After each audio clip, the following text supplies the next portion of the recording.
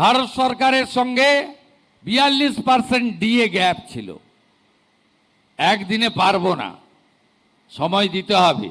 বাজেটে ঘোষণা হয়েছে 20% ডিএ অক্টোবর মাসে পাবেন, এবং আমি অর্থ সচিবকে বলেছি, অর্থমন্ত্রীকে বলেছি যে পুজোর মাসে, পুজোর আগে অক্টোবরের বেতন দিতে এবং 20% অ্যাডিশনাল দিতে।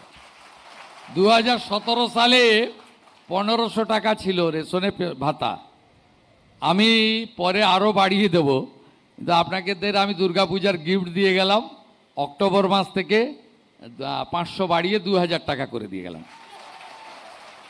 সব কাজে আমার নজর রয়েছে। আপনারা তারাতলাতে যেভাবে 17টা মানুষকে বাঁচিয়েছেন, hats off to Kolkata police. রাজ্য পুলিশ যেভাবে বারুইপুরের ইনসিডেন্টে জিরো টলারেন্স দেখিয়েছে, hats off to DGP and his team.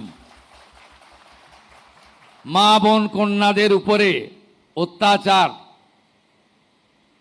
আপনার যা করার করবেন, আইন মেনেই করবেন, আমি আছি। আমরা আর অভয়া চাই না। Baruipur is a very pathetic painful incident, কিন্তু সরকার চুপ করে থাকেনি। পুলিশ মন্ত্রীর মুখ উজ্জ্বল করেছে, আমি আপনাদের কাছে কৃতজ্ঞ।